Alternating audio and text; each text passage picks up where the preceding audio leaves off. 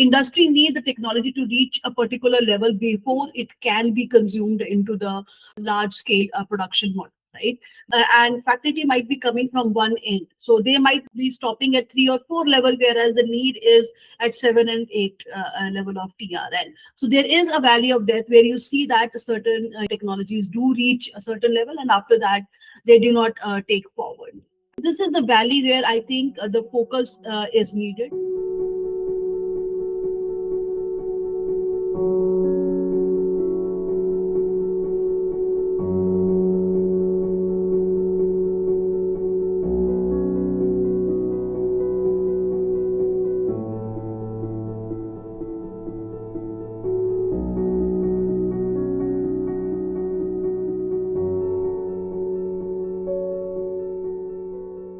Some people look at startups and see pitch decks, valuations, and funding rounds.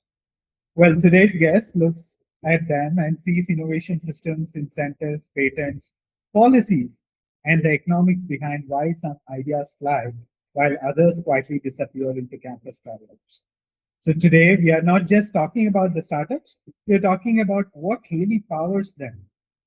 Welcome to another episode of School to Startup, brought to you by Tracxn through our university partnerships. We work with institutions driving innovation and entrepreneurship, and this series highlights the academic leaders making that happen. I'm Harish, your host today, and joining us is Professor Ruchi Sharma, Professor of Economics and PR Chair Professor at Indian Institute of Technology, Indore. Professor Sharma, so good to have you with us. So let's start at the beginning. What first drew you to economics and then eventually innovation as a series or a serious area of research? Yeah, so when I did my high school, I was as confused as any other high schooler at that point of the time.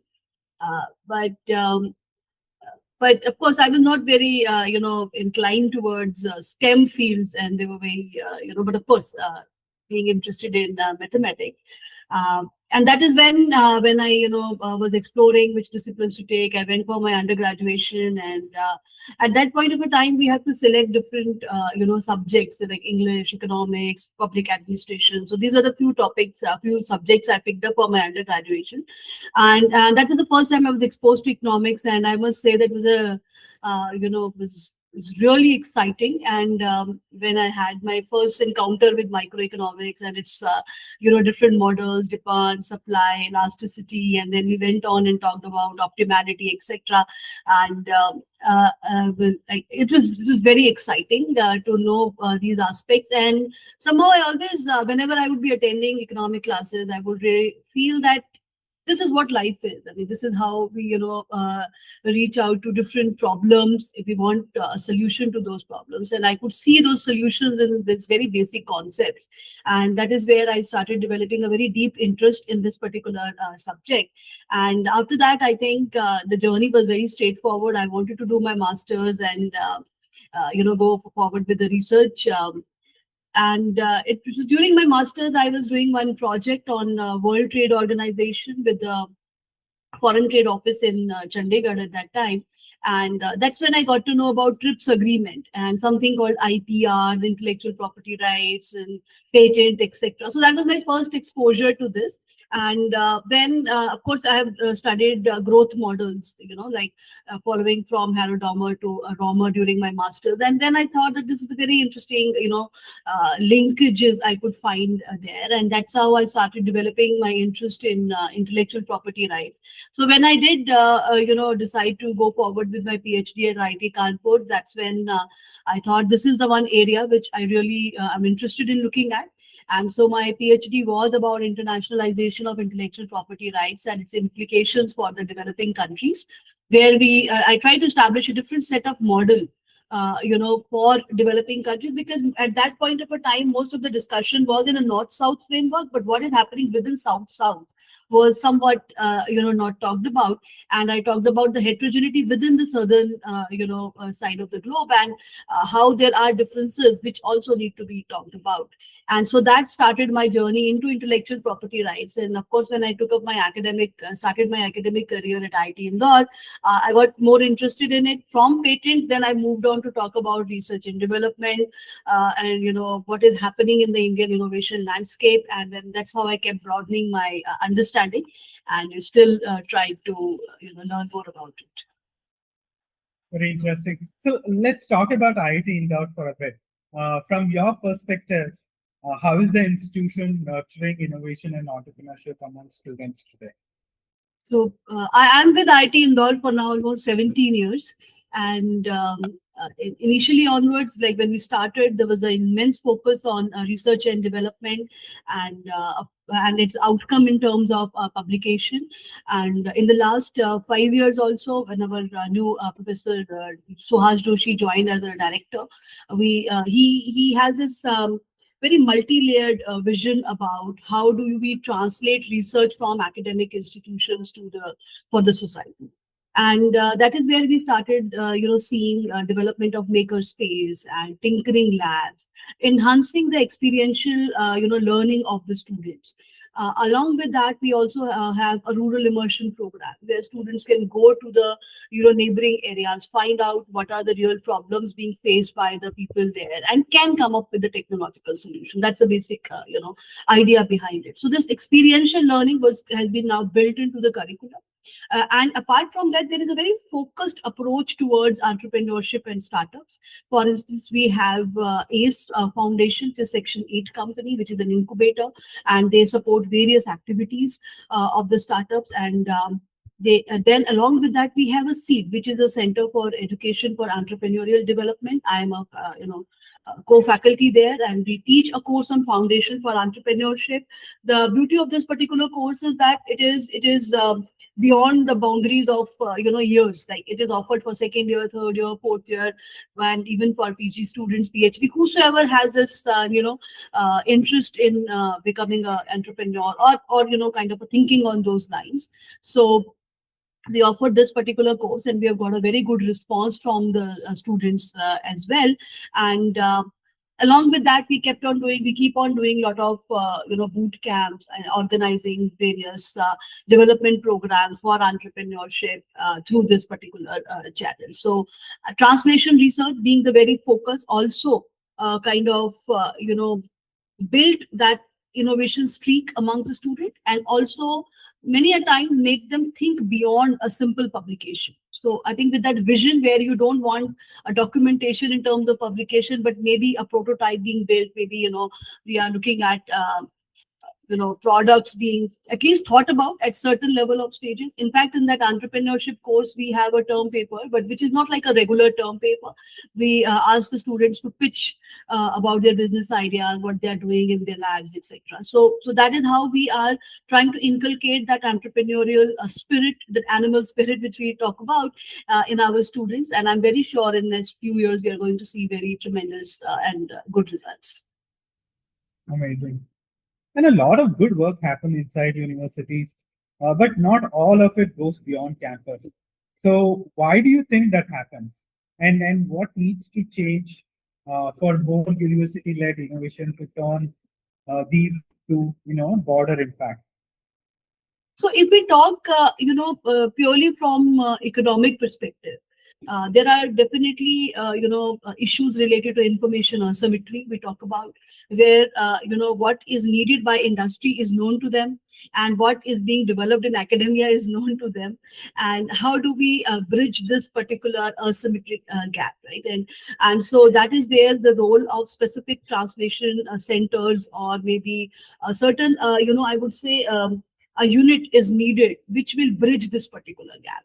And another important challenge, which has been talked again in literature, and I've also, learned through my interaction with faculty, like that sometimes, we talk about technological readiness level.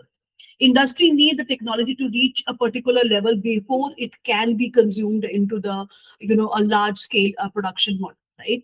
But and faculty might be coming from one end, so they might want to be stopping at 3 or 4 level, whereas the need is at 7 and 8 level of TRL. So there is a valley of death where you see that certain technologies do reach a certain level, and after that they do not take forward. And this is the valley where I think the focus is needed, and that is where you see the importance of research parks or technology transfer units with that. In other IITs also we have seen that, where we need to bring these two people on the same table. uh, and many a times these two set of people also talk a very different language. So you have to find somebody who can talk the similar language, explain the challenges to both the end. That bridging, and I think, is something very, very important, and whichsoever institute has been able to do that. We've seen in other instances like IIT Madras, Bombay, etc. Wherever that kind of an system has been created, there has been more and more translations being happening. And I think, like I said earlier, in our institute also we have made efforts. Suppose the PhD student is working on certain project which can lead to maybe a product or some other outcome, we give them extra time, we give them extra funding to kind of take it forward, not leave it in a form of a thesis and then go and follow an academic career. So again, we are trying to create that kind of push, but I think that is where the major issue is being. And that gap, of course, has been, we've been making effort even at a country level, technology transfer offices, etc. But how professionally those TTOs are being managed, that has to be looked at. And how successful they are in reaching out to faculty members and incentivizing them. That is another area I think where we can work more on. Interesting. Could you tell us about your course that you're currently teaching and the themes you are focusing on with your students? So I'm currently focusing on a course titled as Economics of Innovation, and that is also running on NPTEL. It runs in the autumn semester from July to December, and this course I have developed after working in this particular field for quite some time, and learning from the very basic handbooks, etc., and build this particular course. In this, what we do first, initially we talk about what is innovation. And when we talk about innovation, we do have this very formal or a structured understanding of innovation, where R&D is being conducted and then it gets translated into product, and in between there are patents, etc., and so on. But we also question this very structured form of innovation, given the specific context of a country like India, where you may find that organizational innovation, institution level innovation, and even marketing related innovation may be more prominent, right, apart from product and process. But not only that, we have been talking more about inclusive innovation, jugaad, frugal, etc. So these are some of the concepts I introduced to my students at the beginning. And then we move on to talk about, market structure related aspects and what, motivates the companies to innovate. We also talk about supply and demand factors which push or pull innovation. And a very important part of the entire course is discussion on intellectual property rights, which builds on a lot of research we have conducted in our research group. There we talk about first a very brief understanding of patents, copyright, trademarks, etc. But we also discuss how we are not only going to treat patents or all sets of IPR as merely an instrument to protect your creative arts, but also how it can be leveraged as a strategic tool. Because that is the learning which is coming from the Western context, where companies have now moved on and they treat intellectual property rights as strategic assets, and how it can help them in building the competitiveness which companies may have in the market. Of course, it does raise a very serious issues regarding policy making and competition in the market, which, of course, as an economist, are our favorite, and how it affects the monopoly in the market and those market structure related issues. So we do talk a lot about, have a lot of conversation with the students about this. We give a lot of examples of various technologies, companies, and how they are doing it. And I hope so. This is what specific course I'm teaching. From economic perspective, I take a course on Indian economy, intermediate microeconomics. So, and I try to bring in our innovation related aspect there. So, From your perspective, does having access to startup intelligence, right, inside the classroom make more the conversations meaningful inside the absolutely. class? Absolutely, absolutely. Because students, when they are, and the course I'm currently teaching is for the BTech fourth year student. So they have already done what we have in our institute is a full semester project work.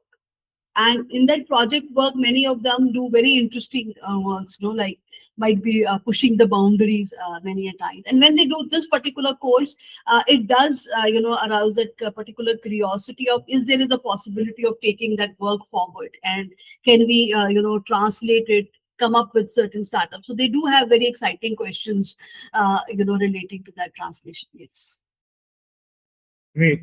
And Tracxn, being knowledge partner for IIT Indore, how has been how it has been useful in your coursework or classroom discussion? So yes, Tracxn has been a great, support, I would say. So what has happened is, like, I don't know if you've seen our recent work where we talk about the patenting activity in the green automobile sector. And it's an interesting work. We publish it in World Patent Information, and where we talk about how the, using the patent data, we talk about how the innovation strategies are different uh, amongst the incumbent and the startups. So incumbent, they are looking at making the existing ICE based technologies more efficient, whereas electric vehicle related technologies are being more the focus from the point of view of the startups. And then when we start about talking about startup, that is where we go back to Tracxn and then get more and more information about their various other features, and we kind of understand, like, whether it is a financial features, about the also about who has been the promoters and other aspects. So we look at those aspects, and then we come back and talk to students also about it. And another interesting work we are trying to build from this is that, if this is what is happening, there is a divergence in terms of the innovation strategies of the incumbent and the startups, then is there a spillover effect of the large firms on the startups, right? So particularly coming from the point of view that incumbent might be investing financially in this startup. So how that interaction happens, the spillovers. And the next level question would be that, how does it change the market structure in the future? Right? So these are very interesting aspects. Another work which we did on patent commercialization, there also we looked at startup data, and we looked at so what we're doing is we are combining our patent level information with the startup level information, and that is where Tracxn is playing a very important role. So we are looking at how, whether the startups are commercializing or not, and what are the reasons they have been giving with respect to not commercializing their particular technologies. So, and this is another area where we are trying to now build more, because we are also asking another question, that if there are star firms in, or a large, these are not large firms, these are star firms, productive and big firms. How does the presence of large productive firms influences startup? Again, whether there are certain spillovers there. So these are some of the interesting questions we are looking at, and I'm very thankful. Tracxn level information is available. Otherwise, it gets very difficult, because we struggled for a very long time to get that information, whether it was the Startup India website or other things. So it's very helpful. Amazing. And finally, for students watching this episode today, especially those who are curious but still figuring things out, what would your advice be? So I think my advice would be to keep your mind open.